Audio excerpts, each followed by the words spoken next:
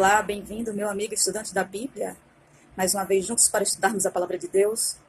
Vamos falar um pouco sobre Êxodo 20. Aqui temos os 10 mandamentos, dos quais os 4 primeiros nos ensinam a correta relação entre nós e o nosso Deus, e os outros 6, como devemos nos relacionar de maneira agradável com os nossos semelhantes. Nos primeiros versos, né, nos primeiros mandamentos aqui, nós temos: eu sou o Senhor Deus que eu tirei da terra do Egito. E aí Deus fala: não tem outros deuses diante de mim, então só Deus é digno de adoração. No segundo diz que não devemos fazer imagens para adorar. Deus não se agrada, Ele não quer que usemos imagens feitas de qualquer material para adorá-las. Nem mesmo a imagem de Deus, do próprio Deus. Você vê que aqui na Bíblia tem alguma descrição sobre Jesus, mas não uma descrição exatamente física. Então, nem o próprio Jesus quer que faça a imagem dele para ser adorado.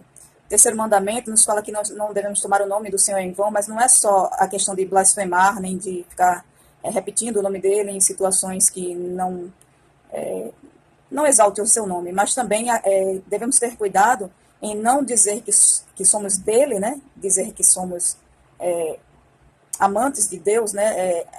Apreciadores da palavra de Deus, e usar isso contra o próprio Deus.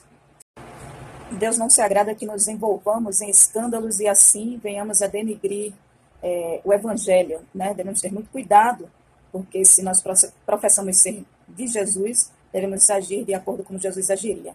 Também no quarto mandamento, né, concluindo essa ação vertical dos 10 mandamentos, que é a ligação entre Deus e os homens, né, o comportamento, né, como devemos interagir com Deus, como devemos servir a Deus, né, esses 10 mandamentos falam de relacionamento, e o quarto mandamento, ele nos mostra que devemos separar um dia especial para estarmos todo este dia com Deus e louvar o seu nome, né, de maneira especial. E esse dia é o 7º dia. E aqui, que é a partir do verso 8, ele dá nome ao 7º dia, e esse nome é sábado. E ele diz que nós devemos descansar de nossas atividades seculares, e não só nós, como todas as pessoas da nossa porta para dentro, não devemos descansar e mandar que outros trabalhem, né? E, inclusive, aqui, ele diz até os nossos animais, né? Aquele que trabalha com animal de carga, estes animais devem descansar no santo dia do Senhor. Agora vamos para a relação horizontal, que é entre nós e os nossos semelhantes. Já perceberam que é como se fosse uma cruz, né? O relacionamento vertical entre mim e Deus, e horizontal entre mim e o meu semelhante. No versículo 12, temos honrar pai e mãe, né, para que você tenha uma longa vida sobre a terra, que o Senhor teu Deus te dá. Então, todo aquele que não tem um bom relacionamento com seus pais é como se ele também não tivesse um bom relacionamento com Deus, visto que Deus é como um pai para nós. Também não matar, né, verso 13, não só você tirar a vida de outra pessoa, mas também você não contribuir para que aquela pessoa possa ter a vida abreviada. No 14, não cometa adultério. E não é só o ato do adultério em si, mas também quando você coloca o seu pensamento em outra pessoa, sendo você casado ou a outra pessoa casada. Então, ou a pessoa, você sendo casado e um pensamento numa pessoa solteira, qualquer pensamento impuro com outra pessoa, né? Você tem que ter esse respeito por quem é o seu cônjuge, ou o seu parceiro, seja namorado, noiva. Então, temos que ter esse cuidado. Não furte, né? Verso 15. Então, cuidado, a gente só tem que botar a mão no que é nosso, e se interessa apenas pelo que é seu, se contenta com o que é seu, e aí entra também o falso testemunho. Cuidado com a língua, meu irmão. Enfim, o 17, não cobice a casa do seu próximo, nem o animal, nem veste, nem mulher, nem nada do seu próximo. Tenhamos cuidado com isso, que quem cobiça mente, quem mente rouba, quem rouba mata, e assim é um emaranhado de coisas. Devemos nos contentar com o que é nosso e trabalhar para adquirir os nossos bens e correr atrás do que é nosso.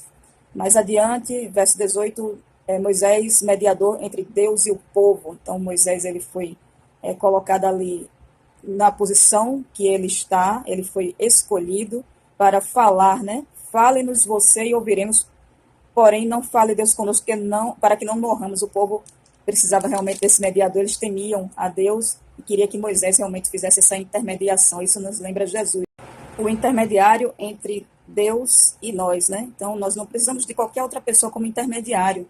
Nós podemos nos achegar a Deus mediante nossas orações para Jesus, e ele faz esse intermédio, né? Mas aqui, veja que interessante, no verso 20, né? O povo diz assim, não fale você, Moisés, com Deus, porque eles estavam, né, temerosos, e Moisés diz o seguinte, Moisés respondeu ao povo, não tenham medo, Deus veio para provar vocês e para que o seu temor esteja diante de vocês, ou seja, o respeito, a fim de que não pequem. Então, não era para ter medo de Deus, mas sim respeito, reverência, né, carinho. O povo estava de longe, em pé, Moisés, porém, se aproximou da nuvem e ali ele fala com Deus. E depois temos as leis a respeito dos altares, de como construir os altares, como se comportar.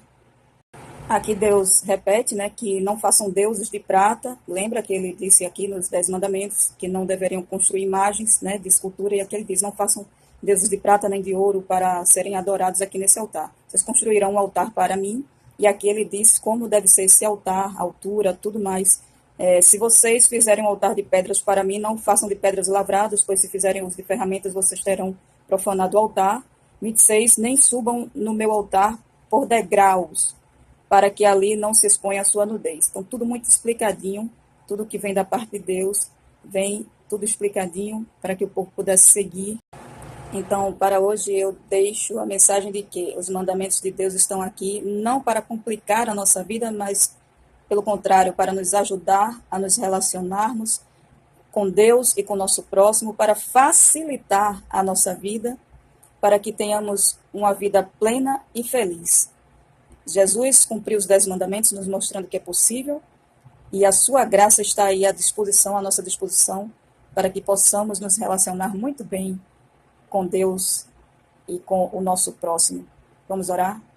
Jesus, nós te pedimos carinhosamente que nos ajude a cumprir as tuas leis, que são vida para nós. Nós te agradecemos, porque tu pensas em todas as coisas para o nosso bem. Obrigada. Amém.